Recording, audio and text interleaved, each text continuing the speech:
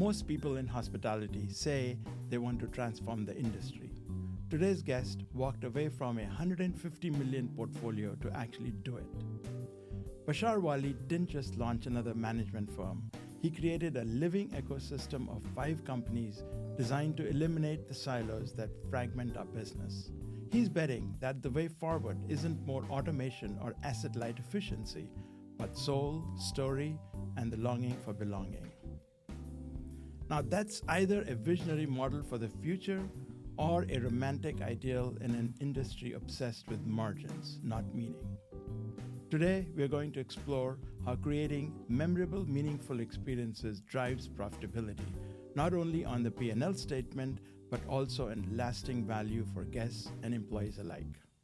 I'm Arun Upneja, Dean of the Boston University School of Hospitality and host of the Distinguished podcast. Thank you for joining us today, Bashar. Delighted. Thanks for having me. So first, let's talk about the firm that you founded, Assembl. So what is its mission and what are the services that you provide? Everybody tries to be everything to everyone sometimes and fail miserably. I sort of tell people I'm just a hotel guy. And my hope and goal is that if you've never done a hotel in your life and you wake up one morning and you say, I want to do a hotel, I want to be one of your first calls that you make to hopefully talk you out of it first, but then hopefully set you on the right path. And if you've done it for 20 years and you're thinking, I really need to do something different, I also want to be one of those calls. So think of all the services you need from inception to disposition potentially, real estate advisory, real estate syndication, hotel operations. I hate the word management, by the way. I could go for hours about how passive that word is and cold for an industry built on caring for humans, whether they're teammates or guests. You don't manage your kids, you don't manage your friends. So I hate that word. I just want to get that out there. I have a hotel design studio. I have a food and beverage, concepting and management business, and hopefully more things under that umbrella. But I'm never going to sell you furniture. I'm never going to do any of that. So think about it in the soft skills in hospitality that are arguably more art than science. There's a lot of great scientists out there. That's the space I want to play in. And it's exclusive to, we talk a lot about what kinds of hotels, and we segment them into upscale and luxury and upper upscale and select service. I say I'm in the memorable hotel business. If you say to me, I really want to create a boring commodity hotel so that if someone needs a bed and a shower, I could sell them a bed and a shower, I'm not your guy. There's plenty more people more qualified in that space with me. But if you believe that a hotel is more than a bed and a shower, then I'm your guy. I want to be able to help you create that magic that we talk about. That's far more art than it is science. So broadly, soft skills in the hospitality industry. I say that, and to your earlier comment, the P&L is quintessentially what we're in for. But there's not just one way to get to a great EBITDA. There's lots of different ways to get there. And I think we're learning the hard way that what we've done again and again isn't working anymore. Okay, so we're going to come back to that, the P&L, which is obviously very important. But so you are integrating real estate, design, management, which you hate, but okay, F&B. So all of these things under one umbrella. Mm-hmm. Most firms specialize. Mm-hmm. You're doing an all-in approach. That obviously leads to efficiencies, but it also leads to high fixed costs. And in this margin-obsessed business, how do you convince investors that this is worth paying for? And to be clear, those companies operate separately. They may use the same back office services, the inconsequential things, but it's different teams doing them because I agree with you, jack of all trades, master of none. There are specialists in the real estate side that are different than the operations side because those are two different mindsets. Food and beverage is a whole other animal. I've historically always said hotel people do only one thing to food and beverage, and that's screw it up. So having a specialist who understands that, I view myself as the common thread between them. They're under the same umbrella, but not the same company. So that's an important distinction because I agree with you. Then you have all these bodies sitting around waiting for the work to come, and you either end up losing a lot of money in the process or you end up trying to cut cost and then not delivering the kind of service that you want. So it's not an easy task. But because I treat them as separate companies where, again, I'm the common thread, helps me make it more efficient and helps me make it more specialized. So that's really the distinction. It's not just one company. they are different companies under that umbrella. And from the name, you could gather this assembly. It was about saying, I don't know everything. I want to find the F&B person who's going to complete that piece that's missing of my puzzle, or the real estate person, et cetera. So it was about assembling a great collection of incredibly talented people and bringing them together. Now, would you require companies who want to avail of one services from one side of your business to either all in or nothing approach? Absolutely. It's a la carte. You pick what you want. And the design studio that I have won't design every hotel I do either, because I also believe in chemistry. Some projects need their own separate teams. Just because I happen to be an investor in that company or control that company doesn't mean it's the best company to do the work, even for me. So I really think of them as completely separate entities. But if I come to you or you come to me, I'm happy to offer you the services. You pick what you want. One doesn't make the other necessary or mandatory. You could pick and choose. Okay. So you've now trademarked the phrase longing for belonging. I have. But your lead company is called Future Proof Investments. Mm-hmm. So how do you bridge the gap between that the thought behind that phrase versus this company? How do you pitch soul to institutional investors who want spreadsheets, not sentiments? It is puzzling to me why we keep thinking of those two things as mutually exclusive of each other. There's this idea also in charity that you can do well by doing good, right? And I'm saying, just because I am focused on the soft, emotional part of hospitality doesn't mean I'm not after the same end result. It just means I'm taking a different path to it. And my proposition is, when you go to a hotel, even for one night, my job is to make you feel like we are your people. You have arrived, because I think that begets loyalty. And we could talk about points and nauseam, and my definition of points being bribery, not loyalty. I win your loyalty if I make you feel that even for one night, you've arrived, you're home. We are your people, you belong. And the only way I can do that is through the emotion. And to me, loyalty, now let's flip to the other side of our brain, the mathematical capitalist side. Loyalty means you're going to come back to me and book direct. You're going to forego the OTA. You're not going to shop around for the cheapest because you feel that I'm your guy, right? When you go home to your families, you're not looking for the family who's going to give you the most. You're going to your family only because you're loyal to them. So I think fundamentally I'm taking a different path to get to the same place, and arguably a better place, because I'm eliminating this need for shopping around, so to speak, because I truly am focused on loyalty. Loyalty out of love and belonging, not out of bribery and points. Challenge me. I want you to challenge me. I see it in you. Well, so, okay, let me switch back to, and I was going to ask you later, but I'm going to ask you right now. Everyone knows about your passion for hotel industry in Manhattan. You go to a different hotel each night, and you never stay at the same hotel every night. So is that, how does, and let's say that you check in a hotel at 4 p.m. and you have a meeting across town at 5 p.m. So you go dump the stuff in your room and you're out, come back at 11 p.m. and you're checking out tomorrow morning. How does the hotel have an opportunity to create a connection with you? And sometimes I don't want a connection. I just want a room to stay because I've been traveling, 20 hours and I just don't want any connection. I just want to go sleep and go out my way the next day. So if that's what I want, then you trying to create a connection, isn't that like counterintuitive to what the customer wants? All you need to do is make your hotel memorable enough, because if you make it memorable enough for me, I will go tell the world about it. I will become your biggest advocate and your brand evangelist. So loyalty to me and belonging to me is about touching me in a way that enables me to take your example and use it elsewhere. But for guests day in and day out, your job is to create long-term loyalty. And again, people keep confusing this idea of connection with time and hugs and spending time telling you about the spa. And it doesn't have to be any of that. It could be invisible. Let me give you a real-life example. I like my room, I call it morgue temperature year-round. I want it 64 degrees. I don't care if I'm in the North Pole. I want my room 64 degrees. I travel obsessively. You would think once ever, and I'm top status on almost all the brands. And without naming one, I'm very top status on one of them.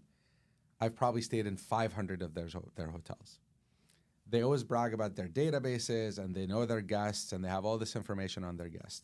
You would think once ever in 500 plus stays, once ever, one of those hotels would remotely from a desktop, they don't have to go to the room, change the temperature on my room to my temperature that I like and take credit for it.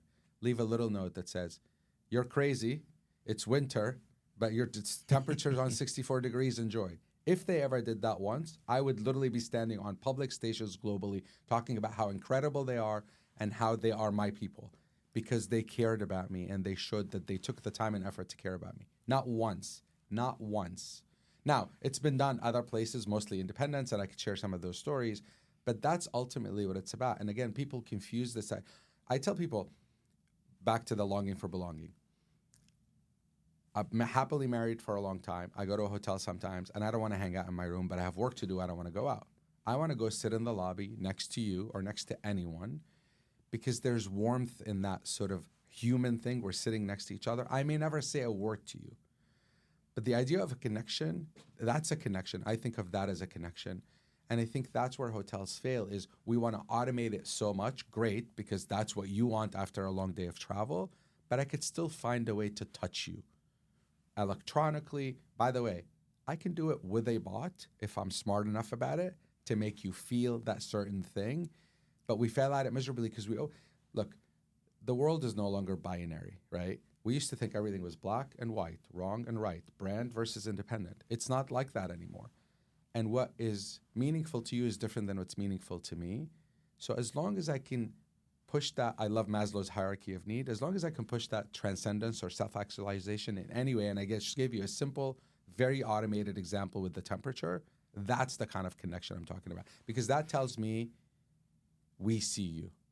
You matter. You're somebody. You're not just another check-in. You are somebody. And that's the distinction because I agree with you. Some people don't want it. They want the fully automated. Great. I can't force what I want on you. I have to be emotionally intelligent enough to read my audience and give them what they want. What an indictment of our industry. All of these big chains, we won't name any of them, and not a single one is able to give Bashar his 64 degree. So next time he's checking into your hotel in New York City, please fix his temperature in his room before he shows up. Thank you. Okay, so that's kind of like I said, it's pretty bad for all of these companies with huge databases. That actually points to another sort of complaint I have, which is even for highest tier guests like you who have stayed repeatedly and have the highest status, they don't really book the rooms or they don't really reserve or you reserve the rooms before you show up. So when you come in, whatever the best room available, they'll give it to you. Mm-hmm. That's pretty sad. That they aren't reserving the rooms. Yeah. I mean, look, I'm an operator. I get it. It's not that easy, right? The room type isn't ready. There's lots of excuses as to why. And again, I want to be sensitive and smart and not romantic, as you suggested earlier, about this whole thing. There are practical implications. Labor is really hard. We can't fill the positions. And if we do, it's a transient audience. They come and go. You can't really train them the right way.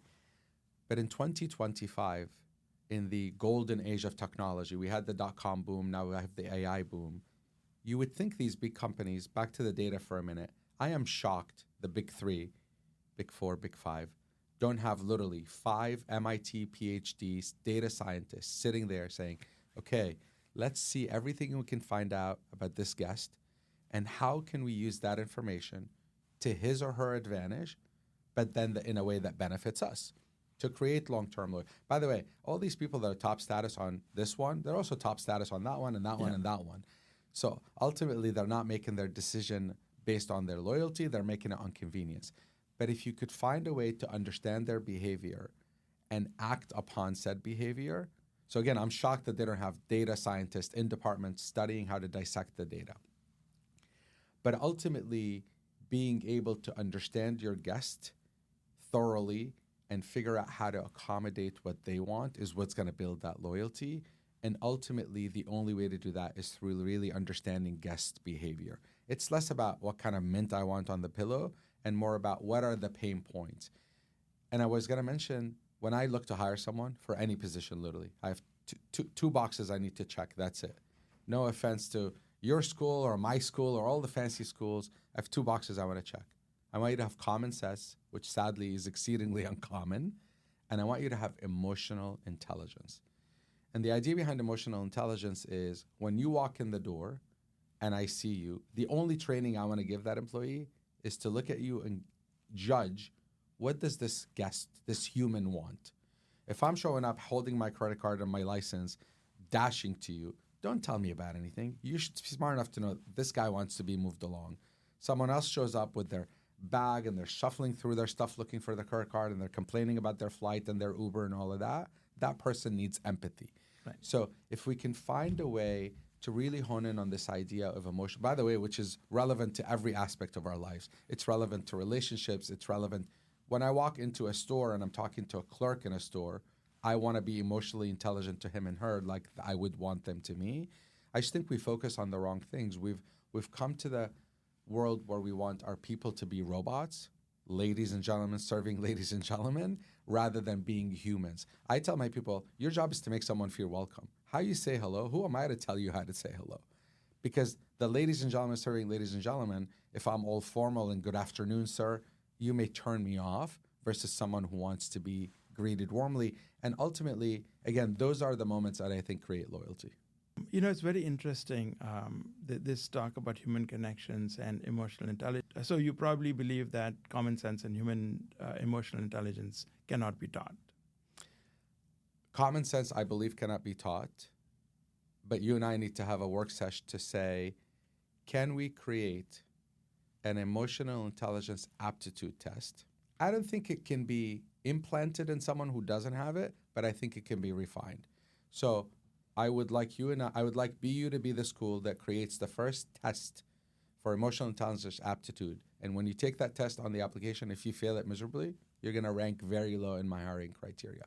There's another interesting thing I learned recently, and I forget her name now, the scientist who says, we humans, you could be a CIA agent for 50 years and you still cannot help yourself. There are micro expressions we make in our faces that are just common to all humans regardless of language. And if you truly understand those and learn from them, it's a game changer. For example, the one I remember, if I'm talking to you and I'm selling you something, selling you anything, by the way, including myself, even in relationships, the minute your pupils dilate, you've already bought what I'm selling you. And if I can look intently in your eyes and not be distracted on my phone or thinking about the next sentence, the minute your pupils dilate, I should stop talking because you've already bought what I'm selling you. Our problem is we don't, and we keep talking, and then you gloss over and I lose you. And there's 100 of those micro expressions, like literally how your nose moves and how your lips and eyelids move. I would rather spend my time focusing on that. Assuming, again, technology has become so easy, you don't really need to. People are checking in themselves. I don't think you can teach common sense, and I don't think you can implant emotional intelligence if it's not there, but you can refine it if it's there. All I need is a hint of it, and I'll help refine it. And the best way to do it is to model the behavior. And I say, if I expect you to be warm and friendly to everyone who walks through the door and you work for me, what message am I sending to you if I don't treat you that way? And if I'm not paying attention to your micro expressions and your emotions. And I love this simple example where we tell our employees, that bathroom floor in the lobby, I better be able to eat off the floor, but your bathroom can look like a war zone. Again, what kind of message are you sending? So often we preach, but we don't practice, and that's lost. And generationally now, like this next generation, Z or Alpha, they're not going to listen to you, right? Like, don't expect them to unless you treat them like they want to be treated. Right. Okay. So I've got to be careful here. I'm getting so wrapped up in your answers. I'm forgetting. But so one I want to get back to the human connection. And interestingly, with LLMs and AI coming in, I think a robot you will be able to program a robot to have that common sense and to be able to read those expressions much better than human beings. So the micro increase in the pupils, the small twitching of the nose or the skin, dilation, whatever, which we cannot even, I think they'll be more perceptible to these than any human being can. My theory on this, and again, I'm an early adopter, like I talk about tourism, by the way, and I say, look, we're relatively AI immune for the time being. not never, for the time being, you can't feel the sand between your toes or feel the ocean water spray on your face unless you go there, stand there, and experience it yourself. Someday, we will lie in bed, put a VR set on our head, and we will get that feeling. Someday, not today. Right.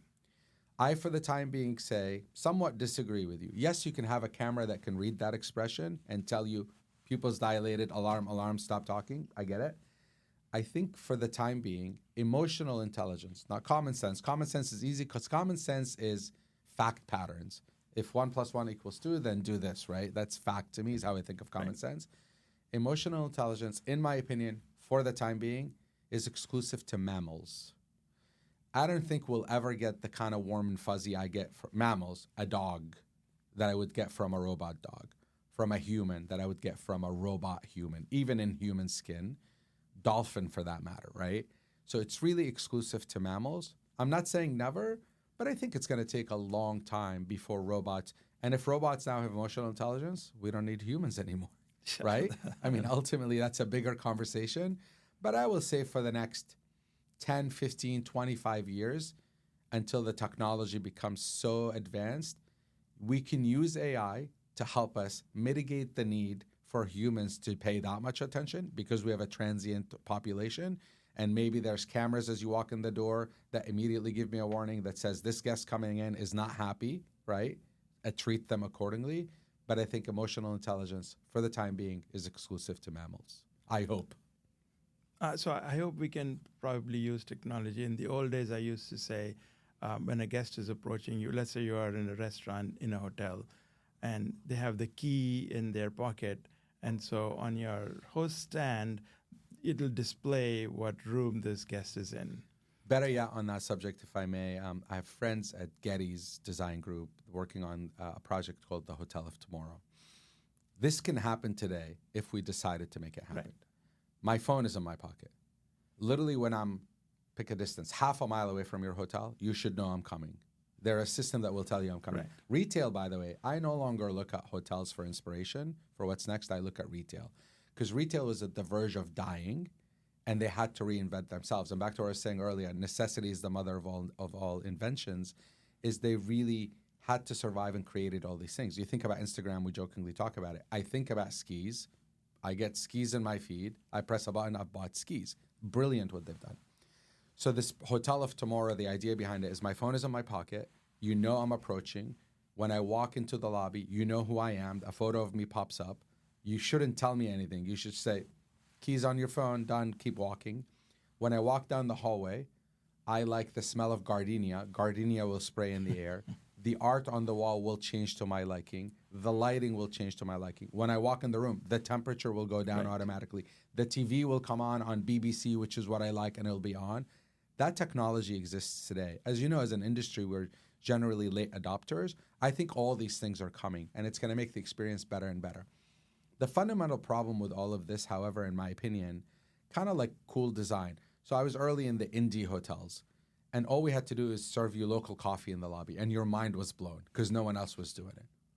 Well, now the Hampton Inn has rotating art galleries. Caption by Hyatt has a tattoo artist in the lobby. Cool has become ubiquitous. The playing field has been leveled. All these simple little things that we used to do to make us different are no longer relevant. They're expected now. Like back in the day, farm to table was a thing. Now imagine a restaurant that has a big sign on the front that says, we get all our frozen stuff from Cisco, come eat here. No one would even walk in the door. So what was once special has become a table stake. So the only way, in my opinion, that we can differentiate is that the one thing that we control the most, and that's the emotion. And hospitality isn't what you do or what you deliver, that's service. It's how you make people feel. I know that you've said at one point that we are in retail business. Now, that's a provocative statement for someone who champions vulnerability and human connection. So is that your candid truth, or is that somehow you're trying to future-proof hotels? How do you reconcile those two? I love these tough questions. Well done. We are absolutely in the retail business. We erroneously keep saying we're in the guest service business. Guest service is what we do to accomplish the goal of selling my perishable inventory. I have a room for sale tonight. If I do not sell that room, it is gone forever. It's not like a t-shirt that if I don't sell today, I could always sell tomorrow or the next day. That room on this date is gone forever. Now, in order to be a successful retailer, you need an angle because everybody's selling t-shirts. How is your t-shirt different? And the only way you can make your t-shirt different without losing your behind on the bottom line by throwing more marketing dollars or more quality and more. And you're seeing this in some of the brands, by the way, now. Like some of the brands that were solid 3.5 star, they're not happy with 3.5 star, and they keep on upgrade and upgrade and upgrade, and it all gets diluted at the top, and everything becomes the same. So if you want to sell a t-shirt, well, I'll use this example from retail. And please, ladies, don't hate on me for this. And if the boyfriend's, husband's, spouse's, partners are hearing, don't blame me for it. What is the difference between a Birkin bag and a Coach bag? It's a vessel that holds your things made out of leather. Right. One is $30,000, one is $300. But when you hold that Birkin, it makes you feel a certain way. What's the difference between a BMW and a Toyota? It's the same thing. It provides the same function. It takes you from point A to point B, but one makes you feel a certain way when you're in it. So we've managed to sell the emotion of the thing more importantly than the thing. And I think similarly, a hotel becomes more valuable if it made you feel a certain way. Not just on the quality scale, but even broadly. When you have two hotels side by side, equally qualified, equally designed, equally, the one you're going to go to is the one that resonates with you more. When you make friends, you can take twins who are identical in every way, including education, and they're going to be different personalities. So the way you sell more of your t-shirt is the personality and the feeling that t-shirt gives someone when they wear it. That's how I think about how you differentiate yourselves. Because otherwise, we're having this race to the EBITDA bottom to zero, because the only way we know how to compete with the next person is to throw more things, which is unsustainable ultimately. Yet the one thing that really doesn't cost us anything, we continue to ignore, which is, again, focusing on our teammates. Marriott's quote, by the way, has never been more true than today. Take care of your people, who will take care of your customers, who will take care of you. We've forgotten the take care of your people part. We're only focused on taking care of your customers, but everybody's doing the same thing. So how do you win? Okay, so I'm assuming, just a quick follow-up on this. So when you say longing for belonging, you're obviously also including employees. 100%. More importantly than guests. And forgive the French. I'm working on this. I love coining terms. Give us shitability. You and I have two hotels side by side, equal in every way. In every way. What you pay and the benefits package and all that stuff is market driven. You can't pay less than market. You kind of have to float with market. And if you do more than market, you're resetting the market and driving yourself and your competitors down to zero. So I say, similar to the idea of how do you make a guest feel when they come in, why should I pick you over his hotel?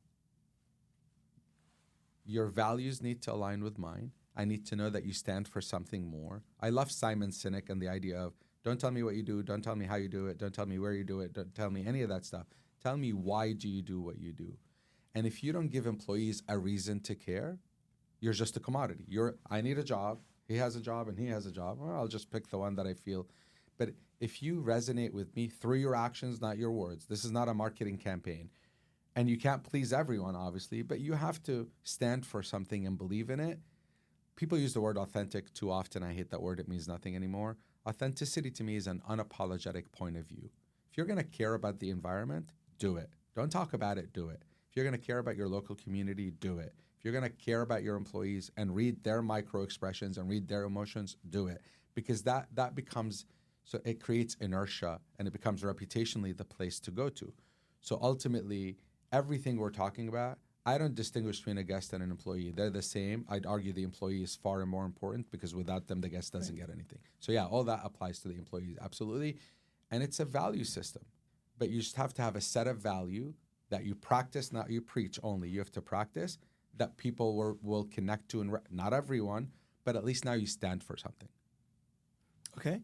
Let's move on to, you built your brand on being a rebel, but rebels tear down from the outside, whereas you are now building from the inside with capital, partners, staff. And so are you still disrupting, or are you laying a new foundation for how we need to do our business? I hate the word disruption. We use it too loosely, right. And what does it really mean at the end of the day?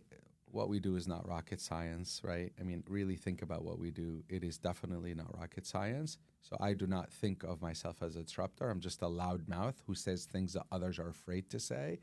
When I call, again, the demise of big brands and the ubiquity of everything we do and this sort of copy-paste mentality that everyone does, I think being more open-minded about doing things differently and not doing the same thing we've done for the last 100 years and expecting different results. The traveler profile is changing. I'll give you another example. Young families are affluent. They want to travel with their kids, and they're now relegated to either amenity-less Airbnb because it's more conducive to their travel, or less extended stay. Yet they have lots of money and discretionary right to spend. Why aren't we focusing on them? Well, because we've never done kids before. We're a business hotel. Well, what does that mean? Why aren't we focusing on that group? Why aren't we focusing on women travelers? Why aren't we? So we use the word disruptor. This is very elemental. There's nothing disruptive about it. The only times our industry has been disrupted thus far, in my opinion, since the beginning of time, internet, which disrupted everything, Airbnb, which taught us how to be more on our feet, and I think AI will, in due course, is the next sort of internet. It will disrupt what we do. But ultimately, nothing we've done, because the business at its very base, it's simple. We have someone who needs shelter, we provide shelter, but shelter is a commodity. We've learned that we can't be in the commodity business because we'll lose. Right. So we've become experiential. And that's what we're after now. So I don't think I'm a disruptor, and I think I'm just sort of saying, I'm on the inside. I didn't study this academically only. I went to hotel school, but that's not where I'm on the ground watching what's happening. And I'm a keen observer of human behavior. I hate trends. Trends, by definition, have a shelf life. I'm just watching how generationally people are interacting with this hotel experience now and what they're looking for. And I have my eye on what they want. I want to go back to AI. And you said that will be the third disruptor in the future. So over time, AI is replacing human labor. Even at this point, a huge percentage, 60, 70% of hospitality tasks can be done by AI. But you are saying that tech should serve humans and not replace them. But my question is, at what point does that become unsustainable, where human beings are just so expensive in terms of labor that you have AI doing better jobs? So at what point do you think that'll happen? I've often said and continue to, technology should remove friction. If I today need 3 people at the front desk, I know I won't need all 3 soon enough, because technology is, AI is, as you know, AI has been around, machine learning, et cetera. Right. We're just using that term broadly. Robotics, by the way, are real. I was talking to someone earlier about how this company has finally figured out the issue with dexterity with the robotics, because they can't carry a lift. They're using octopus as an example and doing this sort of tentacle kind of thing that folds around, that can pick up an egg and move it around. There will be a robot who will make the bed one day and clean the bathroom. Like, they're already there, but it's going to get further and further refined. But the idea eventually is, if I literally can walk into a hotel that has 0 people in it, and I think ultimately removing the humans completely will eliminate the idea of feeling and emotion and Maslow's transcendence.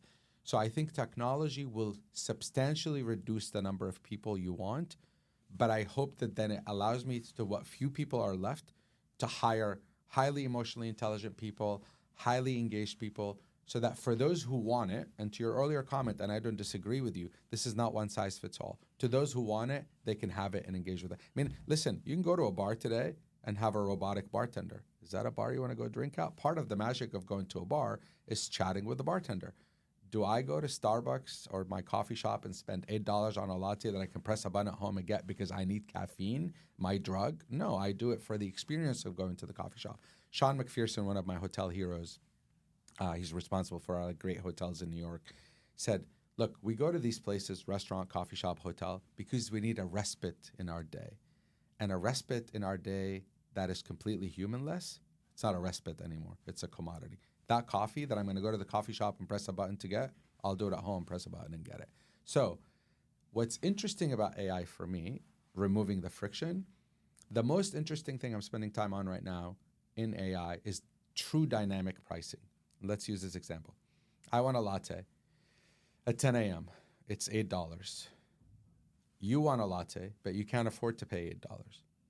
That latte should not be $8 at 2 o'clock in the afternoon. You should be able to buy it for half price.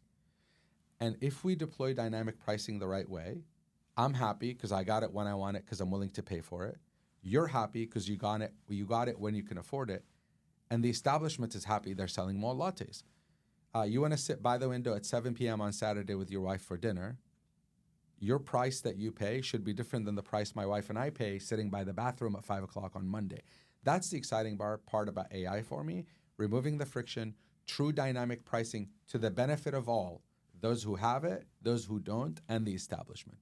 But this idea of becoming fully automated, you're like, a hotel is like a vending machine. I need a bedroom, I go get a bedroom. If that's what you want, and some people will want that option should be available.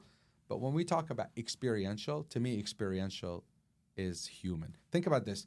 You could right now, I was at a baseball game on Saturday, Yankees Sox, and this girl sitting in front of me who saw me looking at her eventually was literally talking to an AI bot, lovey-dovey. Is that the future you want to live in? And I am not being romantic about my Gen X or anything like that. I get it. Technology is great. But if that's the word we're getting to, then it's the end of the human race because we don't need ourselves. We don't need humans anymore. And that's the romantic part that I hang on to, is this idea that there's warmth in human to human that a robot, for the foreseeable future, not never, will not replace. I was right. You have a romantic streak in you. Okay, so do you have a red line, at least for now, that in the foreseeable future you will not replace that one particular job profile with an AI or a robot? I think we'll call them, I hate all this terminology, but sort of the reception, the welcome staff, the bartender, the waiter, if you want an experience, or waitress, if you don't want to just press a button and have a robot deliver it to you. I think, again, the places where I want to interact with someone because I want to talk to them about their opinions. I want to ask them about their hopes, dreams, and aspirations, because that's part of this magic of human connection. I think those front touch person, but do we need 5 people in accounting anymore? Do we need 7 people in revenue management anymore? Do we need 5 people in SEO and PPC anymore? Probably not. But I am a believer also that our business is far more art than it is science, right? So I think there's always this human touch that has to come into play. We used to talk about it all the time in revenue management. I don't care what the RMS tells me. There's an art to it sometimes. You make adjustments accordingly. But I think a lot of the sort of repetitive accounting, data entry, all that will go away. And part of the magic, again, if I need 5 people to help me understand who's walking through the door, I don't anymore. I need one person to act on what the system gives them and verifies it. So for those who believe a hotel is a commodity, and there are those who believe that, they can have it. But anyone else who wants more than just a commodity, I think you still need that. Knock, knock, who's there, give them a big hug and welcome them in, and then let them do their thing. So at the end of the day, what I hear from you is that if it becomes a commodity business, then it's just going to be, okay, what is the cost? What is the return on capital you want? And that's the price. But you think that with this human connection, you can drive better returns. 100%, because the value proposition increases and you're willing to pay more for something that makes you feel a certain way than just, again, back to the fashion example and the car example. If you think of, and some people do, and again, there's no binary here. Some people say a car is a vessel that takes me from point A to point B. I don't care what it is, what year, what color, what brand, what make. I just want it to be reliable, and I want to understand my cost of ownership. If that's what you want in a hotel, price and location, have at it. That's okay. Anyone else who wants more is going to look for that, because what else? Remember, when you're buying a hotel, $100 or $1,000, you're taking nothing home with you. Maybe you steal some towels, but you're taking nothing else home with you. And if I don't leave you with a memory, what's the value? Like a car you buy, you buy a watch, you have something tangible that you keep with you. But going to the theater, really that is the example, right? I think of hotels as theater. You're going to the theater for the experience. You're not taking anything home with you, not one thing but that memory and the experience. And a theater without actors, why are you going there? Right? I mean, that's sort of how I think of it. So okay. I wanted to turn back to when I asked you the question about longing for belonging for employees, and you gave this passionate response about why you so strongly believe that applies to employees as well. But then you also highlighted that the wages that are being paid to employees are kind of sort of determined by market. So you can go too much above, too much below. With the demographic challenge facing our country, the wages we provide are pretty much on the lower side of what you can get in many other industries, where you are able to leverage your labor into much higher return. So, simple example is you take Google's revenue and divide it by the number of employees, you get the revenue per employee. It's going to be many orders of magnitude higher than the average revenue per hotel employee that you can get. So how do we then, in this demographic marketplace, attract and retain high-quality employees, those with common sense and those with emotional intelligence? This is a very big question, as you know, that inevitably is going to go political. In the United States of America, we've created this culture that everyone insists their children go to school, college, and now when they go to college, they all want to be investment bankers and lawyers. Nobody, I've never met a person who said, I really want my kid to graduate and go clean hotel rooms. So the answer to our labor woes today, unfortunately, the only answer is immigration. We're desperate for them. We want them. No one in our country wants to do it. We're not having enough kids in this country anymore, so the labor pool here is shrinking. So until we fix immigration thoughtfully and methodically, and I'm an immigrant, I came to this country legally. I think legal and thoughtful immigration is the way. I do not want wide open borders, come one, come all. We need immigrants in this country to do these jobs because we're not doing them. We don't want to do them. Our children don't want to do them. So that's on sort of the lower end of the market scale, and it is a market wage, and it is a very complicated question because in a lot of these cities, even at the living wage that we pay, I'm on the West Coast, we pay very healthy living wages. Forget the minimum wage. It's not even a conversation anymore. It's not enough. And this goes now to the demise of the middle class and the cost of housing and all these issues that I'm not even remotely smart enough to address. But again, back to my example, if you and I have two hotels side by side, we pay the same, we give the same benefits, we do. The only thing I can do different than you that doesn't cost me any more money is to actually care for my employees, treat them with respect, ensure that their needs are attended to. So we're starting to think about it in different buckets. And we say there's generally three buckets. There's the person who wants growth in career and loves this industry. There's the person who wants a stable job. They want to know the reliability of the schedule, the reliability of the work, the reliability of the pay. That's all they want. On demand. Go to work when you want, stop working when you want, go back when you want. That's what they're getting used to and what they're seeing out there. And back to AI and technology and disruption, we keep using technology, always thinking guest-facing, but we ignore the teammates facing. So I believe, and again, by the way, I want to be clear, what I preach isn't what you find at every one of my hotels. This is all aspirational for all of us, me included. These are complicated issues. But I really think we need to figure out how to use technology to attend to our different, you can't make everyone happy, but I sort of, in my opinion, broke those buckets for you, how I see them. And now let's say, okay, how do we deal with each one of those buckets and how do we create care for those who now, the aspiring model who says, I love this job, they let me go when I want to, if I have a last minute audition, they let me, blah, blah, blah, blah. She's gonna stay loyal to you. You can't pay less, right? You can always pay more and reset the market, but I think it's the soft skills, back to hotels and commodities. If I make you feel like you belong here, you've arrived, this is your family, you're gonna be loyal. Because it's the same room here or here, it's the same job here or here. So I think it's all about this idea of feeling cared for. I can't say this enough. This is about self-actualization and transcendence, and that comes, in my opinion, from being seen. We don't see people anymore. You're an employee or a statistic. You're a guest, you're a VIP. A VIP is a statistic. That's not a person. I want to know that person individually, not just that they're employee number 702 or guest VIP number 7. Aspirational goals for all of us, very laudable. But let me also say, I'm also an immigrant. I came to this country. I think the point you made about the demographics, if you look at the replacement, the number of babies born per, we are below replacement. And We just have to look at other countries that are way below us to see what's happening in those countries. Japan. South Korea, and pretty much all of Western Europe.